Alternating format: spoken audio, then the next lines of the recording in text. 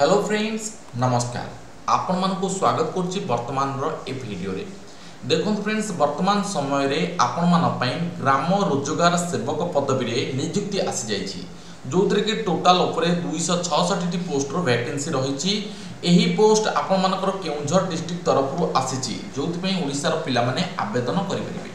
तबे एथिरे आवेदन करिया कोले कोन सब अपडेट आवश्यकता रहुछि आपण मान पई प्रोसीजर कोन रहिछि एलिजिबिलिटी कंडीशन कोन रहुछि केमिति आवेदन करिवे बयस केते आवश्यक करूछि संपूर्ण सूचना ए वीडियो माध्यम रे मु आपण मानकु शेयर करिवे। तेणु करी वीडियो को शेष जाई वाच करंतु आपण मानकु अनुरोध वीडियोटी भल लागिले वीडियोटी को लाइक टे करिवे सांग साथी सहित शेयर करे को जमारो भूलिबे नै। चैनल को प्रथम थर कर विजिट करथिले चैनल को सब्सक्राइब करनेबे एवं हमर टेलीग्राम रे जॉइन करनेबे। टेलीग्राम रे जॉब अपडेट प्रोवाइड करा जाउची। तबे चलंतु डिटेल्स जानिबा ए जॉब रो संपूर्ण अपडेट टी।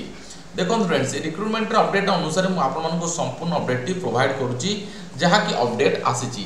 ग्राम रोजगार सेवक पदवी रे वैकेंसी रहिची जोथरे कि टोटल ऊपर 266 टी पोस्ट पई नियुक्ति आछी।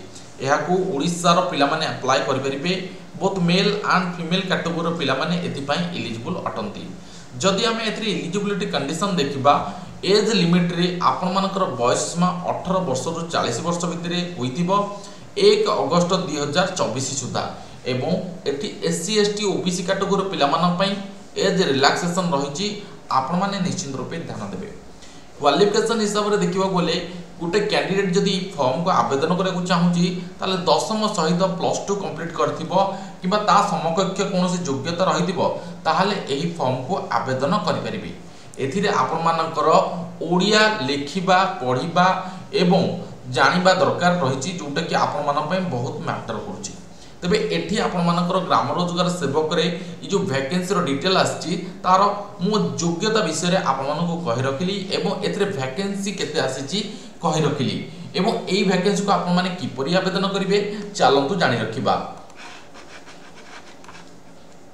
देखो फ्रेंड्स ये जो पोस्ट रही वैकेंसी आसी पोस्ट को आपण माने 27 अगस्त 2024 जहाँकि आरंभ हो सारी वर्तमान समय रे आपण माने एहा को अप्लाई करि परिबे।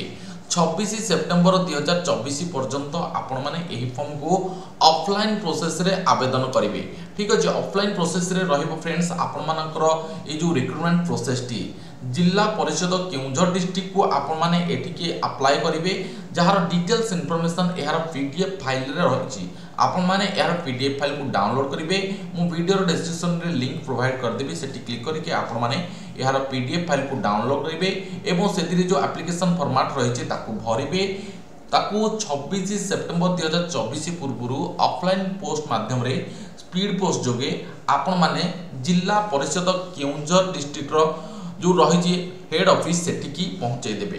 तबे चलंतु देखिबा एथिरे अप्लाइंग प्रोसेस केमि रहउची कोन आपण एहाकू साइट रू भी डाउनलोड कर परबे ऑफिशियली साइट रू हाउ टू अप्लाई को आसीबे। देखंतु एठी आपण मान पे डिटेल्स रे मेंशन करिछि आपण माने एहार फॉर्म को कोड पाइबे।